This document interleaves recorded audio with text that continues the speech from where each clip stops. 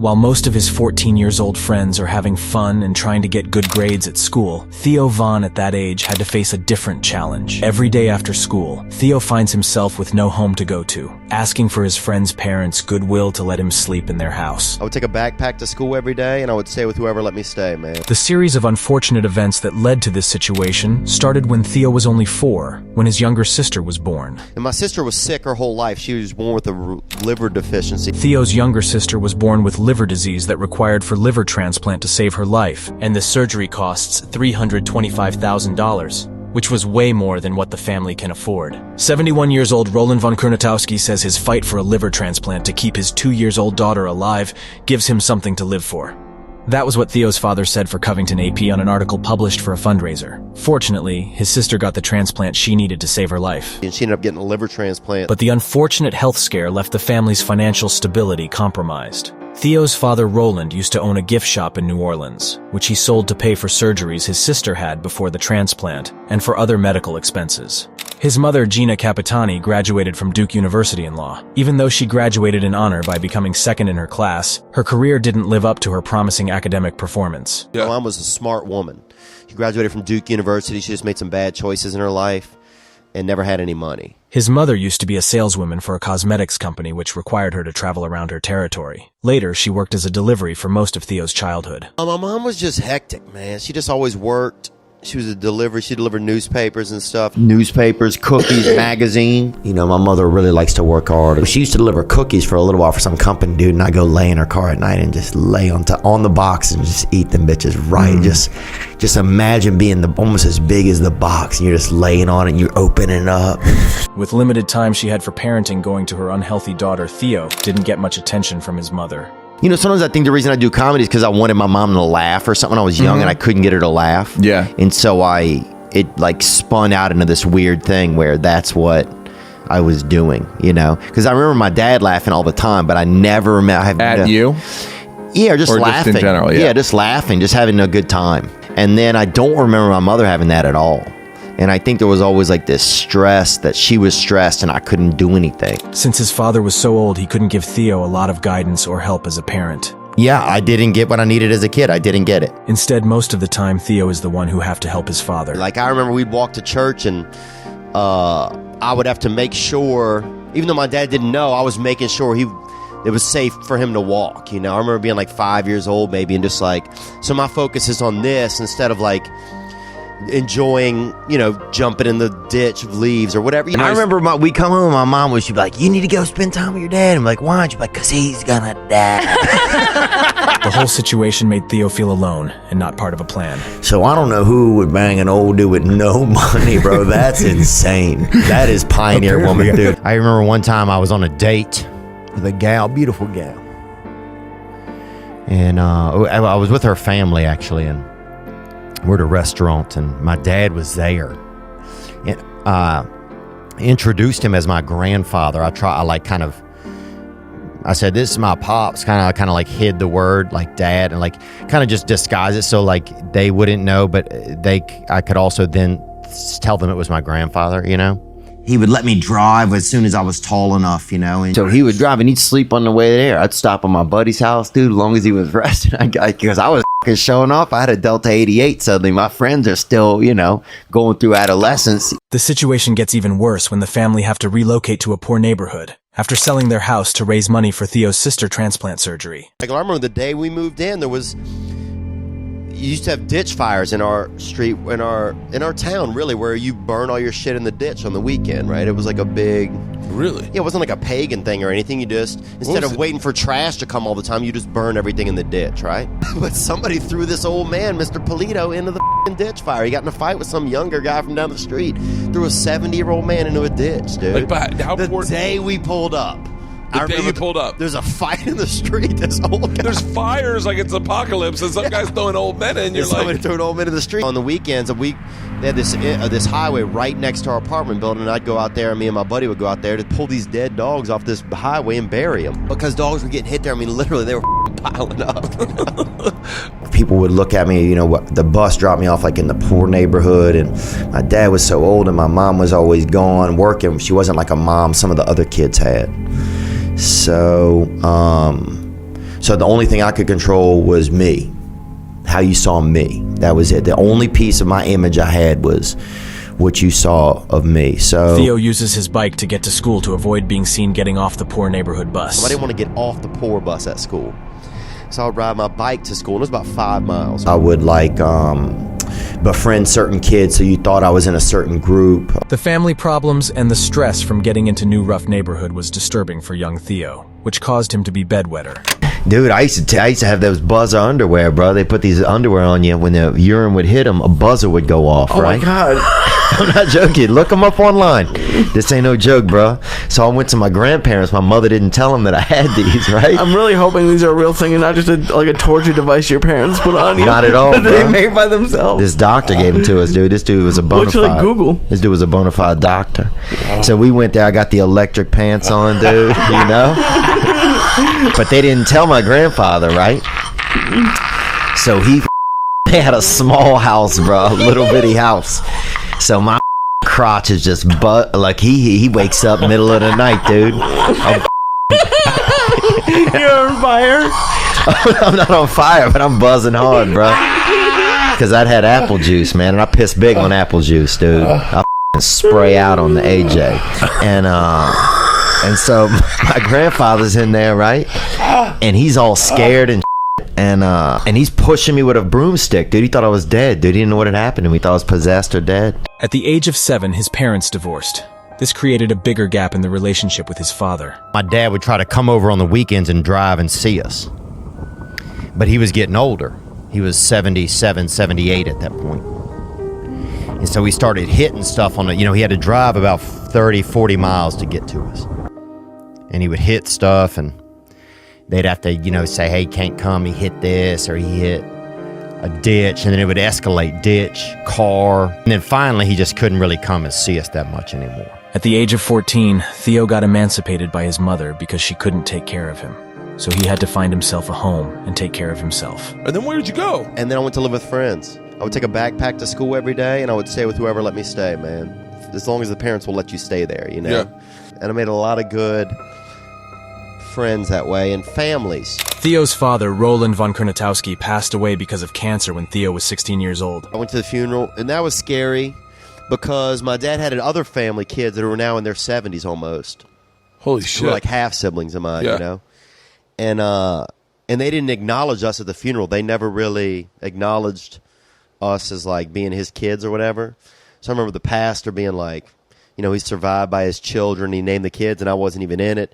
So that put me in a weird spot, I think, where I was like, who am I even, you know? After graduating from high school, Theo went to University of Arizona. I went to University of Arizona. Oh, you did? Yeah. Oh, in It was Tucson? boring. Bunch Yeah, of there just ain't dream shit there. catchers Yeah. and fucking no shirt sleeves. What'd you do there? People cutting the tops off their cars with Yeah. saws. It is, dude. Yeah, it is.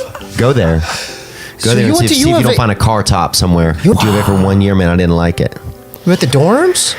No, I lived off campus. I just worked at a restaurant. I was like washing dishes, some Yeah. shithole. And in the University of Arizona was where Theo got his first chance to audition for MTV's Road Rules. So I was walking across campus, and they had auditions for Real World and Road Rules, and I loved the shows, and I went in. I didn't get through. The next year, he joined Louisiana State University, where he got a second chance to audition for Road Rules. And this time, he joined the cast. So next thing you know, I'll go around the whole country with this Road Rules thing.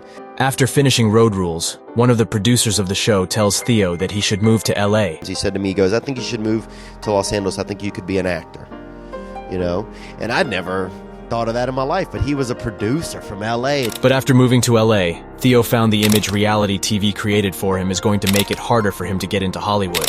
Being out here in Los Angeles and people being like, oh, well, you don't have any talent, right? That's not true, though, because we've seen Right, that. and I was young, man. I was Yeah, young. I didn't want to be on MTV. Like I, Yeah. you know, I mean, I guess I did, but I was just 19. It's not like I was making any life choices. Right. This makes Theo get into battle with his image from reality TV, which made him start to do stand-up comedy to prove he's talented, because he believes stand-up comedy is the hardest thing to do. Oh, I was like, oh, if you don't think that I have a talent, well, I'm going to do the hardest job in town, Yeah. and I'm going to do it the best.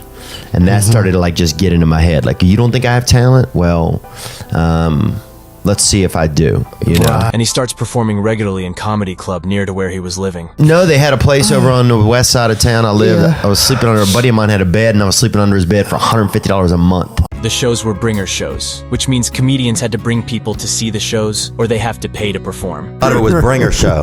You got to bring people, and if you don't bring enough, you have to pay. And if you don't bring like 5 people, and probably $10 to get in or something, then you have to pay the difference on the $50. But his battle with his image from reality TV follow him to stand-up stages too. It was tough in the beginning because people knew me from reality television, so that was tough, or knew me from Road Rules, so it was like, and that show had a huge following at the time because there was only 2 reality shows. It was that and The Real World. So that was MTV. Like, their audience watched that. So I think it took a while to get away from that. So for a long time in the beginning, I was just like almost just attacking people on stage because I needed them to not think about that and just hear me, you know? Yeah. It's like Theo was on he doesn't want people to know, but he was on Road Rules. Yeah. And one time I brought him up that way. He did not like that. No, he didn't like it at all. I brought him up that way, and he goes, after the show, "Can I talk to you for a second?" I go, "Yeah." And he goes, "Can you just not bring that up ever again?" Yeah. And I'm like, "Why, dude?"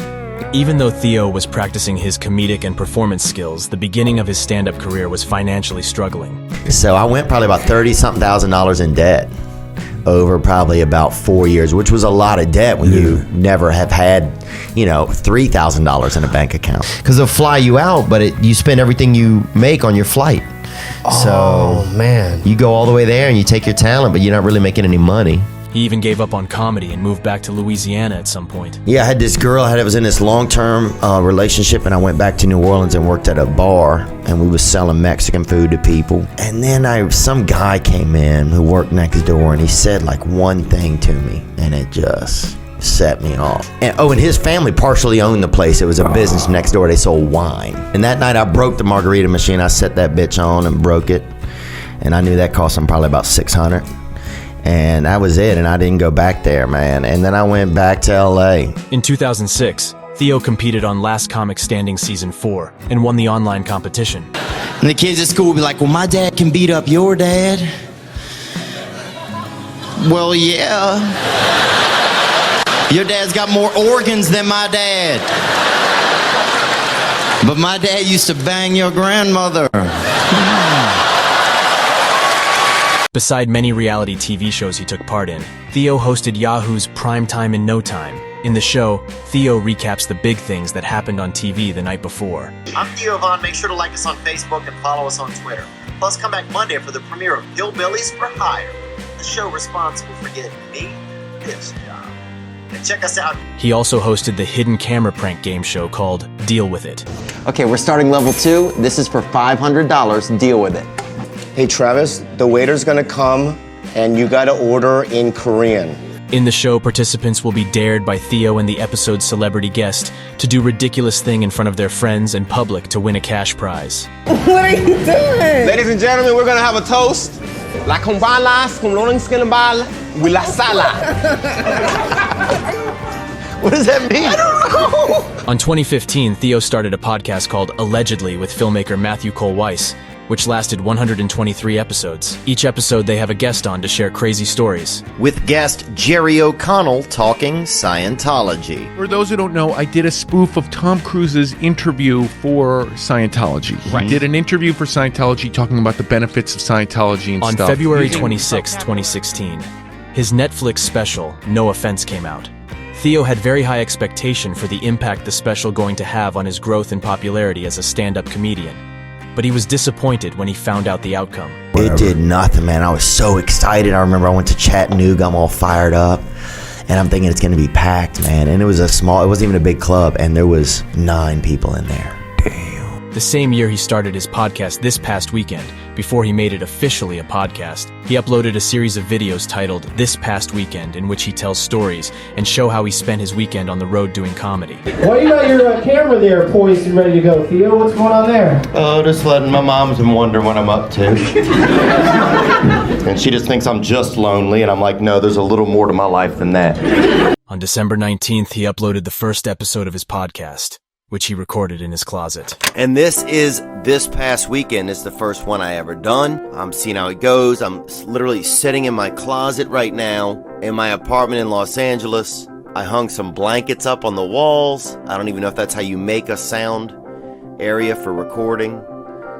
I have a luggage bag laying on its side like it was a casualty of war, and then I have this microphone sitting on top of it. I'm sitting in here. But Theo had no idea what this podcast could become until he appeared on the Joe Rogan Experience for the first time. Yeah, I walked out of Rogan's and I said, I need to do something more like that. I didn't know I don't think I knew until I was there and hands-on in the environment that that's the way you could do it. Mm-hmm. Even by listening, I didn't get the concept 100%. And then I walked out and said, I need to do something more like that. Mm-hmm. And so I just I started one in my kitchen and just started kind of talking about stuff and things that I was thinking about.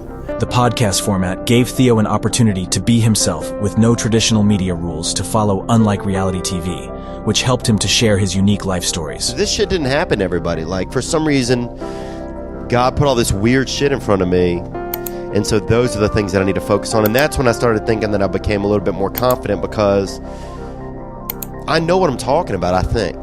Like, I know what I'm explaining a place that I know, you know? Yeah. It's not like I'm trying to be like...